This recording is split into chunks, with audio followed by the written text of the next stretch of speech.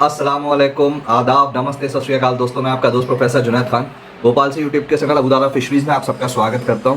दोस्तों कुछ वक्त से मेरे पास किसान भाइयों के फ़ोन आ रहे थे। बेसिकली इंडियन मेजर कार्प जो मछलियाँ हैं, रेहू, कतला, नरीन वगैरह, इसकी स्टॉकिंग डेंसिटी कितनी हो तालाब में, और हम एक पॉन्ड में अगर मल्टी लेयर फार्मिंग करने जा रहे हैं, 6 लेयर, 5 लेयर, 4 लेयर, 3 लेयर, तो हम उसमें कौन सी मछली को कितनी डेंसिटी में छोड़ें लेयर वाइज, और हमारा तालाब कितना बड़ा होना चाहिए ये कल्चर प्रोड्यूस करने के लिए।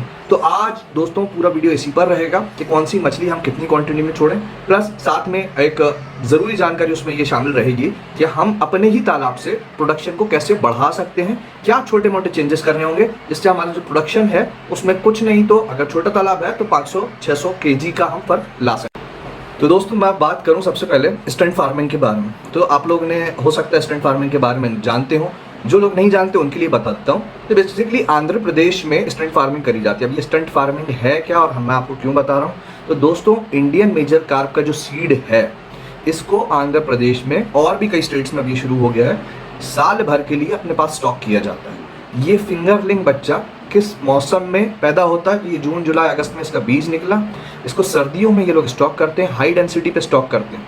इसको सिर्फ इतना खाना दिया जाता है कि ये सर्वाइव कर जाए। ये ईयरलिंग कहलाता है, यानी कि जब ये बच्चा बेचते हैं तो उसको तकरीबन ये 10-12 महीने अपने पास रोक चुके होते हैं, पर उसको सिर्फ इतना फीड दिया जाता है कि वो सिर्फ जिंदा रह सके। ये बच्चा बहुत हाई डेंसिटी में पलने की वजह से और इसको फीड बहुत कम मिलने की वजह से ये बच्चा बड़ा नहीं हो पाता, छोटा सा ही रहता है साल भर में भी। पर इसका फ़ायदा ये है कि जब ये बच्चा निकल कर इसको स्पेस मिलता है और ये हमारे तालाबों में पहुंचता है तो इसकी जो ग्रोथ रहती है वो बहुत ज़बरदस्त रहती है। ये साल भर के अंदर ही हमारे बड़े रेहू वगैरह ये 1 kg पर आ जाते हैं हमारे तालाब में आने के बाद। तो ये कहलाती है हमारी स्टंट फार्मिंग। इसका बच्चा जब हमारे तालाब में डलता है तो उसकी ग्रोथ बहुत ज़बरदस्त आती है। अब इसके बाद मैं आपको ये बताता चलूँ कि बेसिकली इंडियन मेजर कार्प में जैसे आप सब जानते हैं कि कौन कौन सी फिशेज़ होती हैं, तो ख़ासतौर पर इसमें रेहू होता है, कतला होता है, नरेन होती है। इसके अलावा कुछ चाइनीज़ कार्प भी हैं जिसमें सिल्वर कार्प आ जाती है और ग्रास कार्प आ जाती है, कामन कार्प एक मछली है। तो हम ये समझें कि कौन सी मछली कौन से लेयर पे फीड करती है ताकि हमारा ज़रा सा फीड डले और पेट सारी मछलियों का भर जाए और हम अपने कम फीड से ज़्यादा प्रोडक्शन ले पाएँ। तो मैं आपको मछलियों के बारे में भी बताता चलूँ। सबसे पहले तो ये समझें कि हमारे जो तालाब की गहराई है अगर वो थोड़ी ज़्यादा है, यानी कि हमारी 6-7 फीट है या इससे ऊपर है, तो हम इसमें मल्टी लेयर फार्मिंग कर सकते हैं।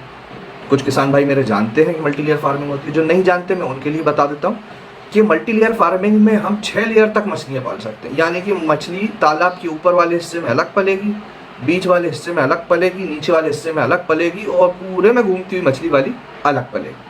तो सबसे ऊपर वाली लेयर की जो मछली है वो क्या खाएगी, बीच वाली लेयर की मछली क्या खाएगी और नीचे वाली क्या खाएगी, और जो पूरे ज़माने में घूम रही है वो क्या खाएगी। तो उसके लिए दोस्तों मैं आपको क्लियर कर दूँ, ऊपर वाली जो मछली है उसमें आ जाता है हमारा कतला। ये कतला बेसिकली हमारे कौन सा चीज़ को कंज्यूम करता है, ये हमारे जू प्लैंक्टन्स खाता है। अब मेरे भाई लोग पूछेंगे भाई ये कौन सी लैंग्वेज यूज़ कर रहे हो जू प्लैंक्टन्स, आसानी से बताओ, तो मैं आपको वो भी समझा दूंगा ताकि आपका फीड का खर्चा कम से कम। तो ऊपर वाला जो कतला है वो खाएगा जू प्लैंक्टन्स, बीच वाला जो रेहू है ये खाएगा हमारा फाइटोप्लैंक्टन्स। बीच वाला क्या खाएगा, फाइटोप्लैंक्टन्स और जू प्लैंक्टन्स, दोनों चीज़ें। कतले वाले का भी थोड़ा बहुत हिस्सा मारेगा ये। और नीचे वाला जो बॉटम फीडर जो नीचे जाके खाता है वो है हमारा मृगल, ये क्या खाएगा हमारा, तो ये बची कुछ ही चीज़ें खाता है, साथ में ये प्लैंक्टन्स को भी कंज्यूम करता है। अब ये प्लैंक्टन्स क्या भला है वो मैं आपको बताता चलता हूँ। कैसे हम डेवलप करेंगे कि हमारा फीड कम से कम लगे और ये इन्हीं पे पल जाए, तो वो भी मैं आपको पूरी चीज़ क्लियर करता हुआ चलता हूँ। अब ये तो मैंने 3 ही मछलियों की बात करी, बाकी मछलियाँ कहाँ जाएंगी, तो जो मेरी अपनी चाइनीज़ कार्प वगैरह हैं जिसमें सिल्वर कार्प आ जाती है, ग्रास कार्प आ जाती है, कामन कार्प आ जाती है, तो वो भी हम इसमें शामिल करेंगे। तो वो कैसे शामिल कर सकते हैं, जो हमारी कामन कार्प मछली है ये भी पूरे ज़माने में घूमती रहती है, ये भी हर जगह से खाना उठाती है। अब जो सिल्वर कार्प मछली है ये हमें टक्कर देगी किसके साथ, रेहू के साथ। ये हमारी कॉलम फीडर है, बीच में चलती है और ये खाएगी भी वही जो हमारी रेहू खा रही होगी, क्या, फाइटोप्लैंक्टन्स और जू प्लैंक्टन्स। और जो हमारी ग्रास कार्प है ये हमारे लिए वो मछली है जो हमारे तालाब की गंदगी साफ कर देगी, जैसा हमारा कामन कार्प करेगी। पर थोड़ी सी ग्रास कार्प के लिए हमको सब्जी वगैरह अलग से देनी पड़ेगी। हम सोचे हम इसको दाने पे पाल लें तो ये दाने पे अच्छा रिजल्ट नहीं देती। हाँ, और ये हमारे लिए नगर निगम का भी काम करती है। अगर हमें तालाब में ऐसे पेड़ पौधे ख़त्म करना है जो हमारी ग्रोथ को अफेक्ट कर रहा है, तो थोड़ी क्वांटिटी में अगर हमने इसको छोड़ दिया तो ये हमारी बाकी सारी चीज़ों के लिए पुलिस और नगर निगम का काम करती है। ये गंदगी सारी साफ़ कर देती है ताकि हमारी बची हुई जो कार्प हैं उनको अच्छा इन्वायरमेंट मिले। अब भाई लोग हम ये समझ लें कि जो अभी बात कर रहे थे फाइटोप्लैंक्टन और ज़ूप्लैंक्टन, ये होते क्या है। बहुत इसकी डेप्थ में नहीं जाऊँगा, वीडियो बहुत लंबा हो जाएगा। तो बेसिकली किसान भाई नाम याद रखें, फाइटोप्लैंक्टन वो होते हैं जो दरख्त वगैरह से पैदा होते हैं, जो हमारे हम हिंदी में जिसको कजी बोलते हैं, कई बोलते हैं, एल्गी इंग्लिश में उसे कहा जाता है। तो बेसिकली इस तरह के जो डेवलपमेंट तालाब में होते हैं, जब इसकी पैदावार होती है तो उसको हम कहते हैं ये फाइटोप्लैंक्टन्स हैं। और इन फाइटोप्लैंक्टन्स को खाने वाले छोटे मोटे कीड़े मकोड़े जो हम अपनी आँख से नहीं देख सकते, वो होते हैं ज़ूप्लैंक्टन। तो असल में ज़ूप्लैंक्टन खाता है कतला हमारा, और ये जो ज़ूप्लैंक्टन हमारा रेहू भी खाता है, सिल्वर कार्प भी खाता है। रेहू और सिल्वर कार्प थोड़ी कम क्वांटिटी में खाता है, पर कतला मेजरली इसी में पलता है। और हमारा तालाब कितना अच्छा है ये हमें कैसे पता लगेगा? तो जिस तालाब में फाइटोप्लैंक्टन्स अच्छी मात्रा में होंगे, यानी कि जब हम हाथ डाल के देखते हैं तो पानी हमें जो हरा हरा दिखता है, जब पानी हरा होता है तो ये अच्छा पानी कहलाता है।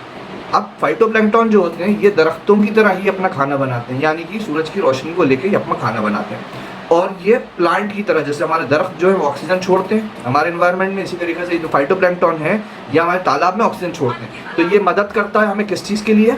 ये मदद करता है हमें हमारी मछली को ऑक्सीजन प्रोवाइड करने के लिए भी। तो ये फाइटोप्लैंक्टन्स का तालाब में होना ज़रूरी है। अगर ये नहीं होंगे तो हमें फीड ज़्यादा लगेगा, प्लस मछली के लिए ऑक्सीजन का इंतज़ाम हमें अलग से करना पड़ेगा।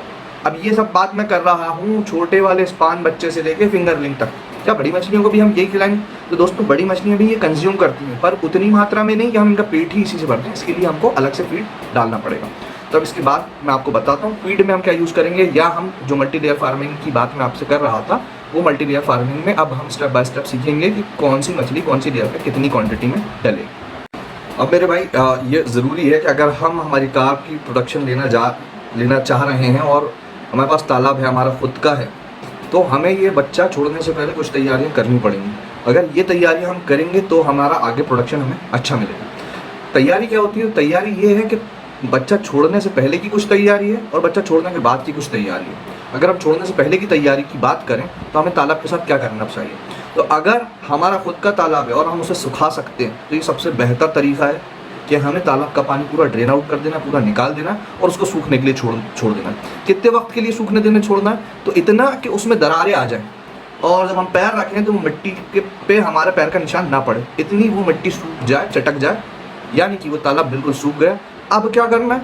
अब उसमें कुछ तरीके होते हैं कि उसमें चूना डलता है। मछली जो खाना खाएगी इसमें छूटने के बाद, तो शुरुआत का जो खाना है वो तालाब में पहले से मौजूद रहना चाहिए। वो मौजूद रहेगा तो हमको अलग से फीड नहीं देना पड़ेगा और हमारा जो स्पान या हम फिंगरलिंग पाल रहे हैं कुछ हद तक वो इस पर परवरिश पाएगा शुरुआत के दिनों में। अब ये तालाब खाली करना क्यों ज़रूरी है? तो दोस्तों जब हम फिंगरलिंग बच्चा या स्पान साइज बच्चा छोड़ते हैं तालाब में, तो अगर यहाँ पे पुरानी जो जंगली मछलियाँ हैं जो हर कभी कैसे भी पहुँच जाती हैं तालाब में, वो मौजूद हैं, तो बहुत ज़्यादा नुकसान पहुँचाती हैं हमारे बच्चे को। अगर हम ये तरीका करने के बाद बच्चा डालते हैं तो जितना बच्चा हम डाल रहे हैं तो 95% तक सर्वाइवल रेशियो रहता है, यानी कि अगर 100 बच्चा डाल रहे हैं तो उम्मीद है कि उसमें से 95 बच्चा हमारा परवरिश पा लेगा।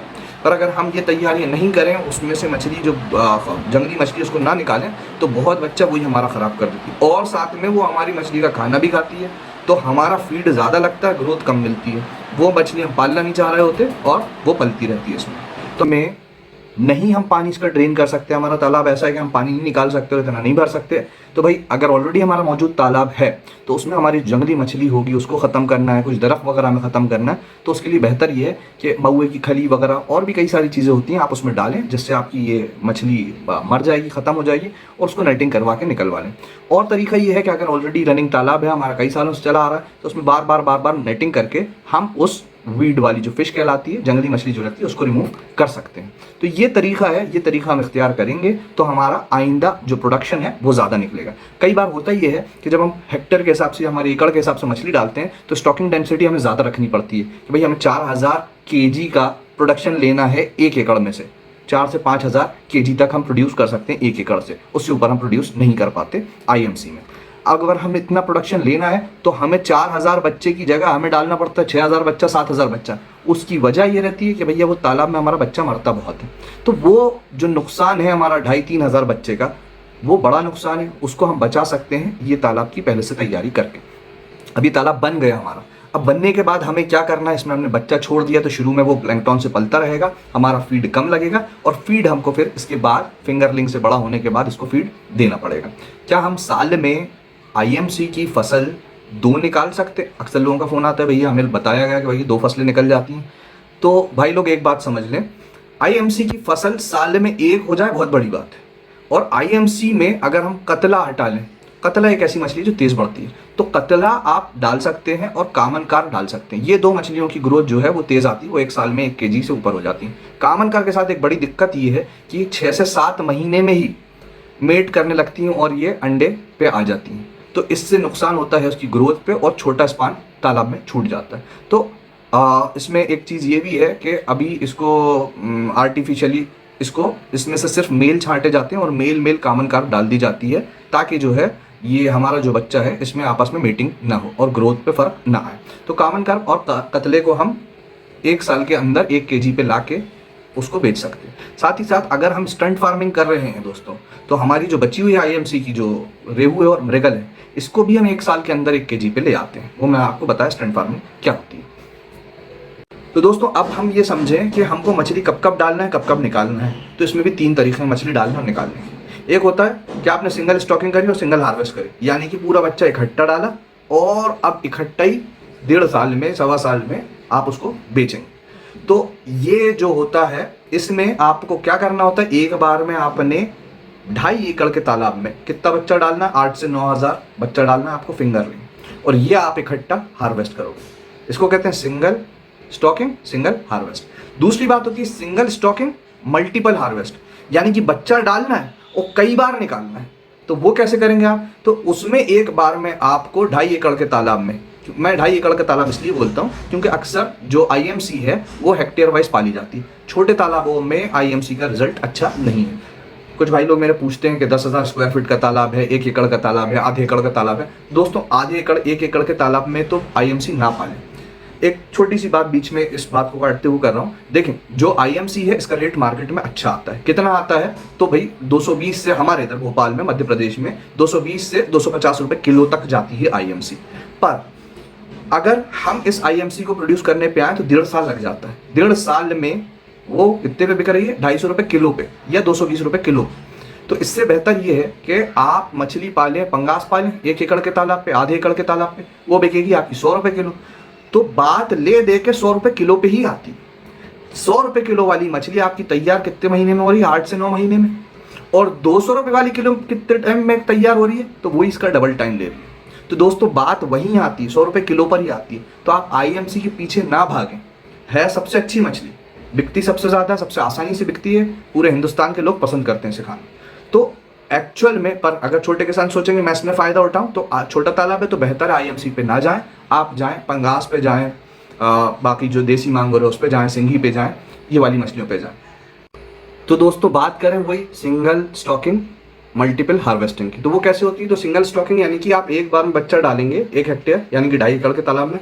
कितना डालेंगे, तो वो आप 8 से 9 हज़ार ना डालते हुए 12 से 13 हज़ार डालेंगे।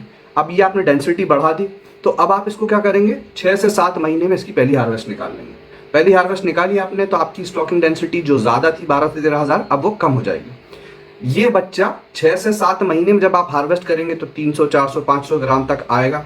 अगर आपने इसमें कतला वगैरह और कामन कार डाली हुई है तो उसकी ग्रोथ अच्छी आती है, तो वो 700-800 ग्राम तक भी चला जाता है, खासतौर पर कामन कार। तो आप वो निकालेंगे इसमें से, फिर इसको चलने देंगे, फिर इसमें से 4-5 महीने बाद फिर से हार्वेस्ट निकालेंगे, फिर इसको चलने देंगे, फिर इसमें से हार्वेस्ट निकालेंगे। तो ऐसे करके आप 2 साल के अंदर अंदर इसमें से 3 से 4 बार हार्वेस्ट निकाल सकते हैं। तो ये कहलाता है हमारा सिंगल स्टॉकिंग और मल्टीपल हार्वेस्ट। क्या है तीसरा तरीका है multi stocking multi harvesting. Multi stocking multi harvesting क्या होती है, कई बार फिशेस को स्टॉक करा जाता है और कई बार हार्वेस्ट किया जाता है। तो अगर हम 2.5 एकड़ की बात करें तो उसमें अगर हमने 12,000-13,000 फिंगरलिंग डाला हुआ है, तो जब हम 5 से 6 महीने बाद इसमें से हार्वेस्ट करेंगे तो हमारा 3-4 हज़ार जितना भी हम सीड इसमें से निकाल रहे हैं, उसके बाद उस वक्त हम इसमें 3 से 4 हज़ार फिंगरलिंग और ऐड कर देंगे। फिर अगेन 5 से 6 महीने बाद जब इसमें से कुछ हमारा माल निकाला जाएगा, फिर से हम इसमें कुछ फिंगरलिंग ऐड कर देंगे। ये प्रोसेस हमारा चलता रहेगा। इसको कहते हैं मल्टी स्टॉकिंग, मल्टी हार्वेस्टिंग। तो इन 3 तरीक़ों से हम हमारी आईएमसी का प्रोडक्शन बढ़ा सकते हैं। और मैंने आपको शुरू में बताया था कि स्टंट फार्मिंग से हम कैसे अपना प्रोडक्शन बढ़ा सकते हैं। अब बहरहाल हम लेयर, जो मल्टी लेयर की बात कर रहे थे कि 6 लेयर फार्मिंग होती है, 5 लेयर होती है, तो उसमें किस तरीके के किस रेशो से हमको फिशेस को ऐड करना है। तो बेसिकली जो रेशो आएगा वो आएगा 4:2:3:1 का। मतलब क्या? मतलब अगर हमारे पास 10 मछलियाँ हैं तो सबसे ऊपर जो हमारा कतले वाली, जो मैंने आपको बताया था कतला जो रहता है वो ऊपर से दाना उठाता है, वहाँ पे हमको कतले की लेयर कितनी रखना है? तो वो रखना है 4। दूसरा जो कॉलम फीडर है, जो हमारी रेहू है, वो किस रेशो में रखना है? वो 2। फिर आ जाए हम बॉटम फीडर पे, जो ज़मीन से मृगल दाना उठाती है, वो रखना है। वो कितनी रखना है? वो 3 रखना है। और चौथी जो हर जगह से दाना उठाएगी आपका, तो वो कितनी रखना है? ग्रास कार्प जैसी, ये रखना है 1। तो ये रेशो मैं आपको बता रहा हूँ। जब मछली पाली जाएगी तो इसको आप अगर 1000 डाल रहे हैं तो उस हिसाब से बांट लेंगे, 400, 200, 300, 100। अगर 10,000 डाल रहे हैं तो उस हिसाब से बांट लेंगे। इस तरीके से हम मल्टी लेयर फार्मिंग कर सकते हैं। अब मैं अगर उसकी बहुत डेप्थ में जाऊँ तो वीडियो बहुत लंबा हो जाएगा। मैं उम्मीद करता हूँ कि कोशिश करी है मैंने, जितनी इन्फॉर्मेशन मैं इस वीडियो में प्रोवाइड कर सकता था, और वीडियो ज़्यादा लंबा भी नहीं कर सकता, मैंने कोशिश करी है उस इन्फॉर्मेशन को आप तक पहुँचाऊँ। उम्मीद करता हूँ इन्फॉर्मेशन आपको पसंद आई होगी। मेरी किसान भाइयों से रिक्वेस्ट है, जो ये वीडियो देख रहे हैं, आप अपना तजुर्बा भी शेयर करते रहा करिए। बहुत कुछ आप लोगों से सीखने को मिलता है, और आज भी मैं नए एक्सपीरियंस, नए तजुर्बे जो दूसरे शहरों में लोग ले रहे हैं उनसे डिस्कस करता हूं, तो मुझे बहुत चीज़ें सीखने को मिलती हैं नई। हालांकि कोशिश करता रहता हूं कि खुद ही रिसर्च गेट और दूसरी वेबसाइट से अपना जो इन्फॉर्मेशन है उसको बढ़ाता रहूं, जो प्रैक्टिकल एक्सपीरियंस लोगों ने लिए हैं उन तजुर्बों को अपने तजुर्बे में शामिल करूं। तो आप लोग कमेंट्स करके ज़रूर बताइए कि और आपने क्या एक्सपीरियंस करा, कैसा आपका प्रोडक्शन बढ़ा। उम्मीद करता हूँ ये वीडियो आपको पसंद आया होगा। लाइक कीजिए, शेयर कीजिए। God bless you all.